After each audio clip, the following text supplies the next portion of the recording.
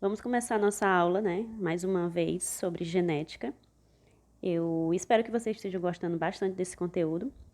Muitos já relataram que o conteúdo é bem interessante, né? Eu particularmente gosto também bastante desse conteúdo de genética. E para hoje nós vamos falar sobre a primeira lei de Mendel. Bom, quem foi Mendel, né? Mendel, ele foi aí hoje ele é considerado o pai da genética. Foi um grande estudioso aí que facilitou muito o entendimento de genética que nós temos hoje. Então, dar boas-vindas aí a todos vocês, né, que estão assistindo essa aula. Espero que vocês gostem bastante aí do conteúdo e vamos entrar agora no mundo dos experimentos de Gregor Mendel, né? Aí é só mostrando um pouquinho da imagem dele, o objeto de estudo que ele utilizava aí, que eram as plantas de ervilhas. Nós vamos falar muito sobre elas hoje. E aí é uma imagenzinha do mosteiro onde ele fazia todos os seus experimentos, né? Então vamos lá, dando início aqui aos nossos estudos conhecendo Gregor Mendel, professora Laiana aqui falando para vocês. Vamos lá. Bom, Gregor Mendel, ele nasceu aí em 1822 na Áustria, né? Um pouquinho aí sobre a história dele. Ele desde criança observava e estudava muito a reprodução aí de plantas, gostava muito da parte aí da botânica. 21 anos aí de idade, ele entrou para o mosteiro dos agostinianos, né? Então, ele estudou aí para ser padre. Por volta de 1843, ele tornou-se professor de ciências naturais e começou aí uma série de estudos sobre a reprodução das plantas de ervilhas. Depois de vários anos, né, de estudos aí de Mendel, ele propôs que existia aí algumas características, né, tais como aí a cor das flores. Essa cor das flores era devida à existência de um par de unidades elementares, era assim que ele falava, de hereditariedades conhecida como genes. Para nós hoje, nós conhecemos essas unidades elementares que ele falava, para nós hoje são chamadas de genes. Esse termo ele não utilizava na época, né? Esses termos aí, como bem nós já estudamos na aula passada, muitos desses termos Mendel ele não conhecia. Então, com o tempo aí, depois dos estudos dele, foi que essas palavrinhas, esses termos, eles começaram a ser utilizados. Então, Mendel tratava genes com essas outras palavrinhas, unidades elementares. Ele descobriu que as características hereditárias, elas são herdadas segundo regras bem definidas. Essas regrinhas aí, pessoal, na hora ali da produção dos gametas, né, dos nossos progenitores, nossos pais, eles fazem lá a meiose, que é para produzir ali o óvulo e o espermatozoide. Então, essas características, ele estava correto, essas características hereditárias, elas são herdadas segundo essas regras, né, durante a produção dos gametas. E aí propôs uma explicação para a existência dessas regras. Só que, infelizmente, isso só foi confirmado aí depois da sua morte, né? Mendel, ele morreu e assim foi que os estudos deles o estudo dele ficou conhecido, né? Depois que ele morreu, tudo foi esclarecido, infelizmente só depois da morte dele. Mas por que Mendel, ele decidiu trabalhar com essa planta, né? Plantas de ervilha. Bom, primeiro, a planta de ervilha, ela é muito fácil de ser cultivada. É uma planta bem fácil o cultivo dela. Ela também possui uma variedade muito grande de características, né? Aí vocês estão vendo ao lado, nessas imagens, são 7 características aí que a ervilha ela possui, né? Então, ele também optou em estudar a ervilha porque ela tem essas características aí bem definidas e são bem variadas. Ela é de fácil polinização. Essa polinização ela pode ser de forma natural, né? Mas ela pode ser de forma manual, que a gente chama de artificial, que era o que Mendel fazia. E por último, porque ela apresenta autopolinização. Ela apresenta autopolinização porque, para quem não sabe, a planta de ervilha ela é hermafrodita. O que significa isso? Ela é uma planta que possui os 2 órgãos progenitores aí nela. Ela possui a parte reprodutora masculina e a feminina. Então, Mendel não precisava estar encontrando uma planta feminina, planta masculina para cruzar. Não.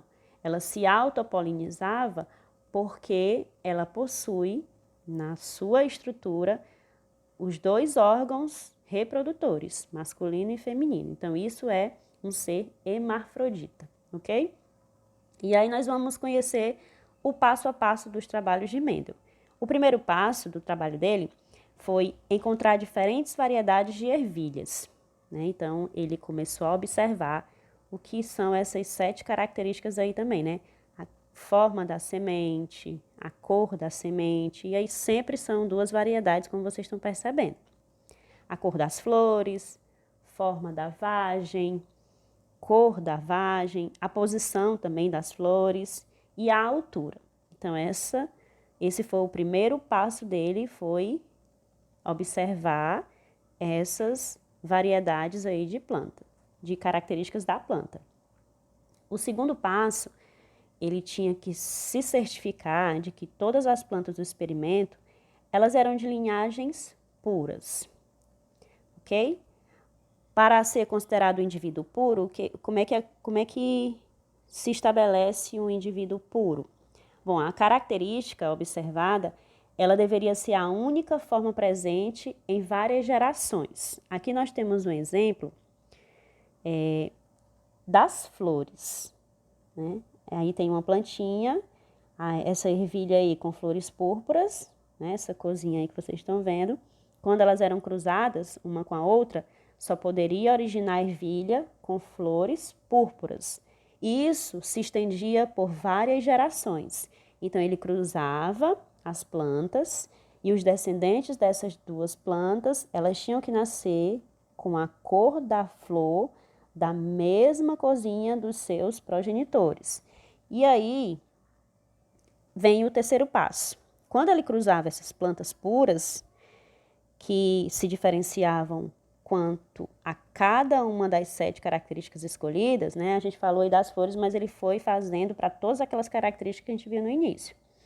Aqui a gente está vendo outro exemplo, das sementes. Outro exemplinho.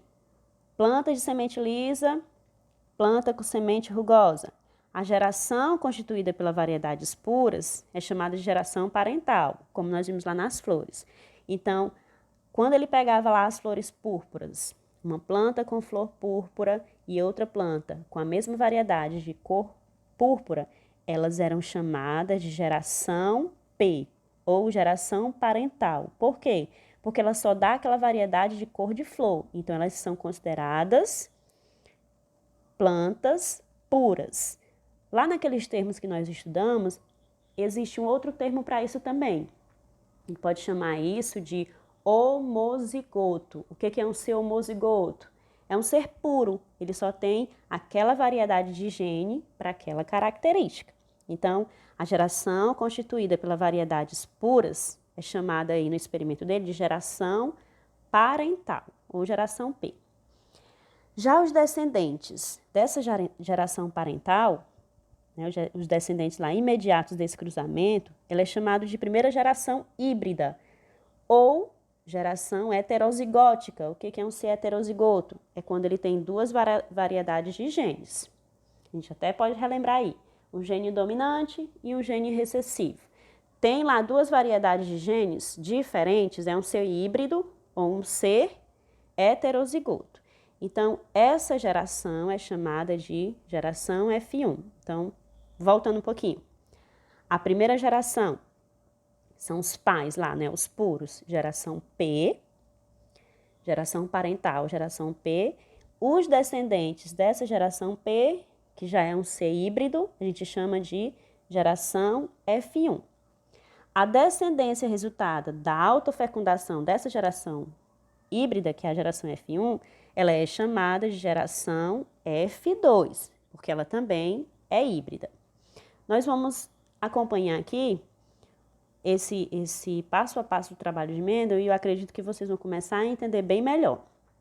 Mendel, ele observou que os indivíduos híbridos, ou heterozigotos, olha o parênteses, relembrando as palavrinhas, os termos, né? Ele observou que esses indivíduos híbridos, ou heterozigotos, da geração F1, eram sempre iguais a um dos parentais. Ou seja, todos os F1 possuem sementes lisas. Então, vamos lá. Quando ele cruzou a plantinha que tinha semente lisa com a outra plantinha que tinha semente rugosa, ele observou que só nascia lá os descendentes com ervilhas lisas. Ou seja, a autofecundação das plantas híbridas, no entanto, ela produzia uma descendência constituída por uma maioria de sementes. Isso na geração F1. A geração F1 sempre trazia aí a sementezinha lisa. Quando essa geração F1 ela se autofecundava, já nascia aí uma outra sementezinha diferente. Nascia sementes lisas, mas aparecia aí no meio uma sementezinha rugosa. O que foi que Mendel concluiu? Ele concluiu que a geração F1, na geração F1, o traço de um dos pais, ele ficava em recesso, ou seja, ele não se expressava. Ele só reaparecia novamente lá na descendência do híbrido da geração F2.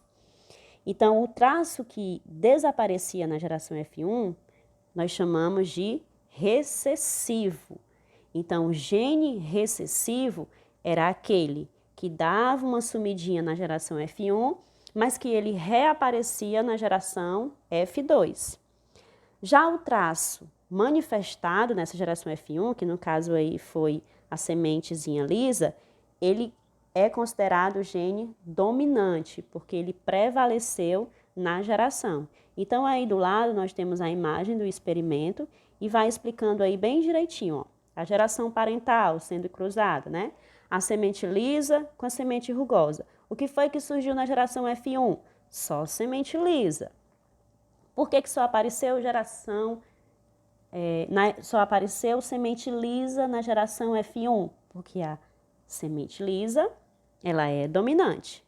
E aí essa geração F1, ela se autofecundou. Bom, a planta de ervilha, eu falei que ela é hermafrodita, então ela tem essa capacidade de se autofecundar.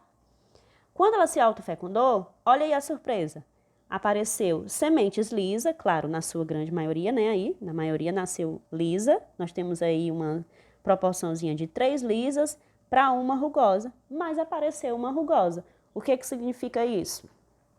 Que as sementes lisas, ela tem uma característica que é dominante, e a semente rugosa, ela tem uma característica recessiva, ok? Aqui nós temos, o que eu vou apresentar para vocês agora, é um quadro que se chama quadro de Punnett. É um quadro que facilita aí os nossos cruzamentos em genética, ok?